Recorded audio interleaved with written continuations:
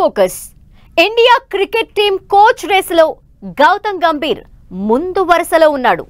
Mentor గా Kolkata Knight Riders IPL cup గెలుచుకోవటంలో కీలక పాత్ర పోషించటం గంభీర్ కు లాభించింది. తీవ్రమైన ఒత్తిడి, అనేక రాజకీయాలు ముడిపడి ఉండే భారత క్రికెట్ కోచ్ పదవీ నిర్వహణ అనుకున్నంత తేలిక కాదు. విదేశీ కోచ్లకు ఉన్నంత ప్రాధాన్యత స్వదేశీ కోచ్లకు ఉండదన్న అభిప్రాయం ఇటీవల చెరిగిపోయింది. వరుసగా భారత మాజీ క్రికెటర్లే కోచ్లుగా మారుతున్నారు. అదే కోవలో రాహుల్ ద్రావిడ్ వారసత్వం గంభీర్కే దక్కుతుందని భావిస్తున్నారు. భారత క్రికెట్ టీం కోచ్ గా గౌతమ్ గంభీర్ నే నియమించాలన్న డిమాండ్ పెరిగిపోయింది. Kolkata Knight Riders IPL title గెలిచిన తరువాత సోషల్ మీడియాలో ఈ డిమాండ్ పెరిగిపోయింది. ఇప్పటిదాకా రేస్లో VVS Laxman, Ashish Nehra, Ricky Ponting, Justin Langer, Stephen Fleming, Kumar Sangakkara వంటి పేర్లు రేసులో వినిపించాయి. అయితే రాహుల్ ద్రవిడ్ వారసత్వాన్ని మరో ఇండియన్ కే అప్పగించాలన్నది బీసీసీఐ ఉద్దేశంగా కనిపిస్తోంది. అలాగే గతేడాది 7వ స్థానంలో నిలిచిన కోల్కతా నైట్ రైడర్స్ ఈసారి ఐపీఎల్ విజేతగా నిలవడం వెనుక మెంటార్ గా గంభీర్ వ్యూహాలు ఫలించడమే కారణమన్న అభిప్రాయం వ్యక్తమవుతోంది. బీసీసీఐ కూడా ఇదే అభిప్రాయంతో ఉన్నట్టు ప్రచారం సాగుతోంది. నెక్స్ట్ ఇండియన్ కోచ్ రేస్ లో గౌతమ్ గంభీర్ ఫ్రంట్ రన్నర్ గా ఉన్నాడనడంలో ఎలాంటి సందేహం లేదు. తాజాగా అతను కేకేఆర్ టీమ్ కి ఐపీఎల్ టైటిల్ గెలిపించి పెట్టాడు యాజ్ మెంటర్. దాంతో అతని ఛాన్సెస్ మరింత ఇంప్రూవ్ అయ్యాయి. వివిఎస్ లక్ష్మణ్ కూడా రేస్ లో ఉన్నాడు, కానీ అతను ఖచ్చితంగా గౌతమ్ గంభీర్ కంటే దిగువనే ఉన్నాడు ఆ రేస్ లో అని చెప్పి మనం ఒప్పుకోక తప్పదు. గౌతమ్ గంభీర్ అతనుకున్న టాక్టికల్ యాక్యుమన్ గానీ, తర్వాత టీమ్ ని మోటివేట్ చేసిన పద్ధతి కేకేఆర్ ని, తర్వాత అతను as captain of Indian team కూడా అతనికి 100% విన్నింగ్ రికార్డు ఉంది. టీ20 వరల్డ్ కప్ తో టీమిండియా ప్రధాన కోచ్ పదవి నుంచి రాహుల్ ద్రవిడ్ తప్పుకోనున్నాడు. గతేడాది జరిగిన వన్డే వరల్డ్ కప్ తోనే రాహుల్ ద్రవిడ్ పదవీ కాలం ముగిసిపోయినప్పటికీ బీసీసీఐ అభ్యర్థన మేరకు రాహుల్ ద్రవిడ్ ఇప్పటిదాకా కొనసాగాడు. కుటుంబంతో ఎక్కువ సమయం గడపాలన్న ఉద్దేశంతో మళ్లీ పదవిలో కొనసాగడానికి ద్రవిడ్ సుముఖంగా లేడు. దీంతో కొత్త కోచ్ కోసం బీసీసీఐ వేట మొదలుపెట్టింది. రేస్లో గంభీర్ తో పాటు వినిపించిన పేర్లు VVS Laxman, Ricky Ponting, Justin Langer, Kumar Sangakkara. అయితే వివిఎస్ నేషనల్ క్రికెట్ అకాడమీ ఇన్ఛార్జిగా ఉన్నాడు. వన్డే క్రికెట్ వరల్డ్ కప్ అనంతరం రాహుల్ ద్రవిడ్ స్థానంలో కోచ్ బాధ్యతలు స్వీకరించడానికి లక్ష్మణ్ నిరాకరించాడు. దీంతో ఆయన ఇప్పుడు కోచ్ రేస్లో లేనట్టే. అలాగే బీసీసీఐ నుంచి తనకు ఆఫర్ వచ్చిందని, అయితే కుటుంబంతో ఎక్కువ సమయం గడపాల్సి ఉన్నందున తాను భారత క్రికెట్ కోచ్ గా ఉండే అవకాశం లేదని రికీ పాంటింగ్ చెప్పాడు. కుమార సంగక్కర కూడా తాను రేసులో లేనని చెప్పాడు. బీసీసీఐ సెక్రటరీ జైషా కూడా ఆస్ట్రేలియన్లను కోచ్ పదవికి సంప్రదించామన్న ప్రచారాన్ని తోసిపుచ్చారు. బీసీసీఐ ఆస్ట్రేలియన్లను సంప్రదించలేదన్నారు. భారత క్రికెట్ వ్యవస్థ గురించి పూర్తిగా తెలిసిన వారినే కోచ్ పదవికి ఎంపిక చేస్తామని తెలిపారు. తనను ఎంపిక చేస్తానని హామీ ఇస్తేనే కోచ్ పదవికి అప్లై చేస్తానని గౌతమ్ గంభీర్ అన్నట్టు ప్రచారం జరిగింది.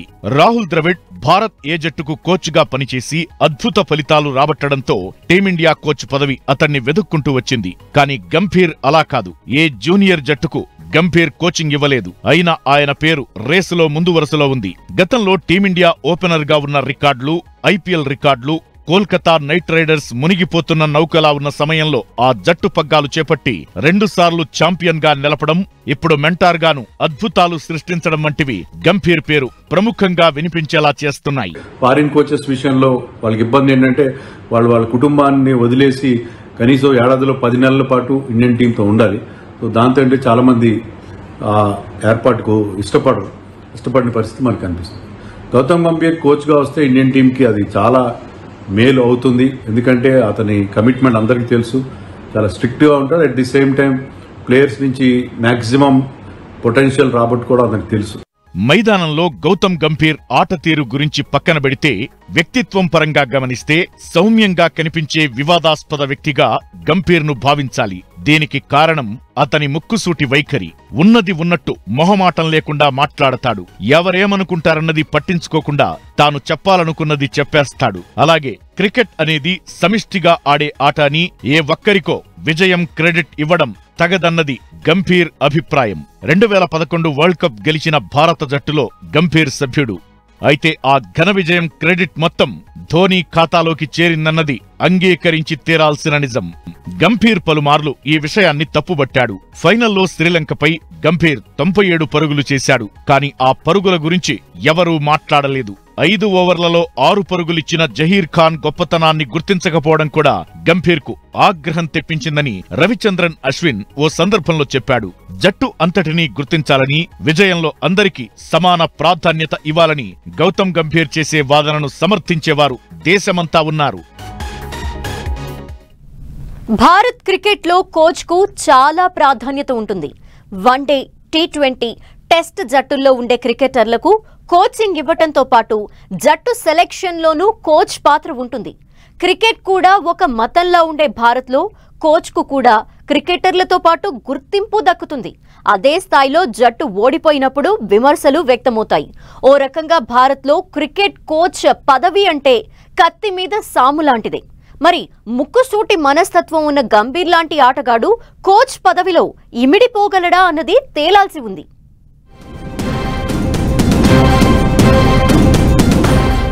భారత క్రికెట్ జట్టుకు ఎప్పుడూ బిజీ షెడ్యూల్ ఉంటుంది. స్వదేశంతో పాటు విదేశాల్లోనూ తీరికలేని షెడ్యూల్ మధ్య మ్యాచ్లు ఆడుతూ ఉంటుంది. జట్టు ప్రధాన కోచ్ టీం వెంటే ఉండాలి. క్రికెటర్లు వెళ్లే అన్ని చోట్లకు వెళ్లాలి. ఆటగాళ్లు క్రమశిక్షణతో మెలిగేలా, మైదానంలో 100% నిబద్ధతతో ఆడేలా, మ్యాచ్కు ముందు నిబంధనలకు అనుగుణంగా ప్రాక్టీస్ చేసేలా కోచ్ చూసుకోవాలి. జట్టులో ఆడే ఆటగాళ్లలో ఎవరెవరిలో ఎంత ప్రతిభ ఉందో, ఎవరు స్థాయికి తగ్గట్టు ఆడడం లేదో నిత్యం గమనిస్తూ ఉండాలి. క్రికెటర్లపై నిరంతరం ఓ కన్నేసి ఉంచాలి. జట్టులో ఆటగాళ్లు సడన్ గా గాయపడితే ఆ స్థానాన్ని భర్తీ చేసే క్రికెటర్లను ముందే సిద్ధం చేసి ఉంచాలి. వన్డే, టీ20 సిరీస్ సహా అన్ని మ్యాచ్లకు సమతుల్యమైన జట్టు ఎంపికయ్యేలా చూడాలి. ఇలా చెప్పుకుంటూ పోతే క్రికెట్ కోచ్ పదవికి ఉన్న బాధ్యతల జాబితా చాంతాడంత ఉంటుంది. అదే సమయంలో వారికి దక్కే గుర్తింపు, అందే వేతనము ప్రపంచంలో మరే కోచ్కు దక్కవన్నది నిజమే. అందుకే భారత క్రికెట్ టీం కోచ్ పదవి హాట్ కేక్ వంటిది. అయితే క్రికెట్ డ్రెస్సింగ్ రూంలో బీసీసీఐలో ఉండే రాజకీయాలు, ఒత్తిళ్లు తట్టుకోలేక చాలా మంది కోచ్ పదవికి దూరంగా ఉంటుంటారు. అయితే గంభీర్ మాత్రం అలాంటి సవాళ్లను సమర్థంగా ఎదుర్కొంటాడన్నది క్రికెట్ అభిమానుల అభిప్రాయం. గౌతమ్ గంభీర్ పేరు ఎక్కువగా వినబడుతుంది. ఎందుకంటే రీసెంట్గా కోల్కతా నైట్ రైడర్స్ ఛాంపియన్స్ అయిన తర్వాత గంభీర్ మరి ఒక ఐడియల్ కోచ్ కావచ్చు అని చెప్పి అందరూ అనుకుంటున్నారు. అండ్ యూనో చాలా వండర్ఫుల్గా గైడ్ చేశాడు కోల్కతాను. And Kolkata we all know that they put up fantastic performance actually. And చివరికి సన్ రైజర్స్ నుంచి ఛాంపియన్స్ అయ్యారు. అండ్ కొన్ని ఫారిన్ నేమ్స్ ఉన్నాయి. పాంటింగ్ అన్నారు, బట్ పాంటింగ్ ఇంట్రెస్ట్ చూపేలాగా కనబడుతున్నాడు. బట్ ఒకవేళ for example Rohit Sharma or లేకుంటే మహేందర్ సింగ్ ధోని తరఫున ఎవరైనా వస్తారా? We have to wait and see. కొన్నేళ్ల క్రితం వరకు భారత జట్టుకు విదేశీ కోచ్లే ఎక్కువగా ఉండేవారు. ఒకప్పుడు జాన్ రైట్, గ్యారీ క్రిస్టన్ వంటి వారు భారత జట్టు విజయాల్లో కీలక పాత్ర పోషించారు. గ్రెగ్ చాపెల్ వంటి వారు వివాదాలతో పదవి పోగొట్టుకున్నారు. భారత్ 2011లో వరల్డ్ కప్ గెలిచినప్పుడు గ్యారీ క్రిస్టన్ కోచ్గా వ్యవహరించారు. తరువాతి కాలంలోనూ మన విజయాల్లో విదేశీ కోచ్లు కీలక పాత్ర పోషించారు. కానీ తరువాత పరిస్థితి మారింది.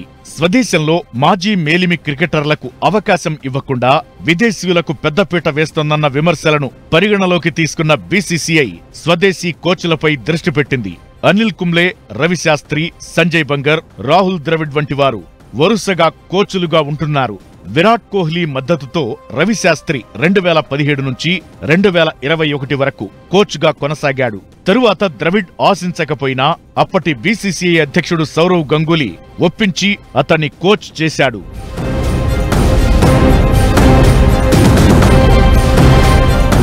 ప్రస్తుతానికి వస్తే బీసీసీఐ ప్రాధాన్యతలో గంభీర్ పేరే ఉన్నట్లు ప్రచారం సాగుతోంది. కోల్కతా నైట్ రైడర్స్ విజయంతో పాటు బీసీసీఐ పెద్దలతో ఉన్న సాన్నిహిత్యం గంభీర్కు కలిసి వచ్చే అంశాలుగా భావిస్తున్నారు.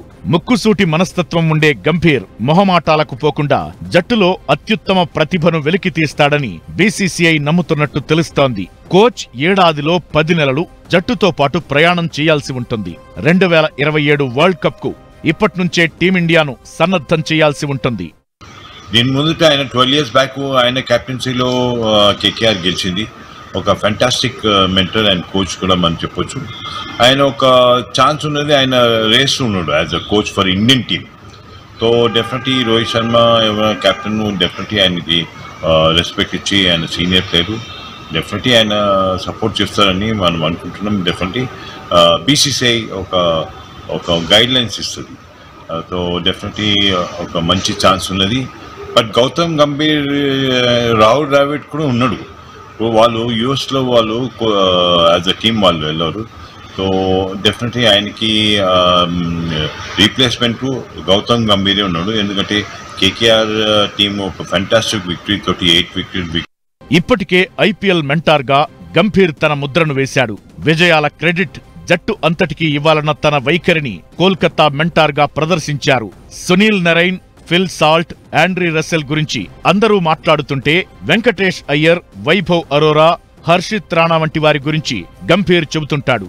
టీమిండియా కోచ్గా గంభీర్ ఉంటే ఇప్పటిదాకా గుర్తింపుకు నోచుకోని క్రికెటర్లకు దేవుడిలా మారతాడని, మరుగున పడ్డ మాణిక్యాలెందరో వెలుగులోకి వస్తారని, సరికొత్త టీమిండియా కనిపిస్తుందని అభిప్రాయాలు వ్యక్తమవుతున్నాయి.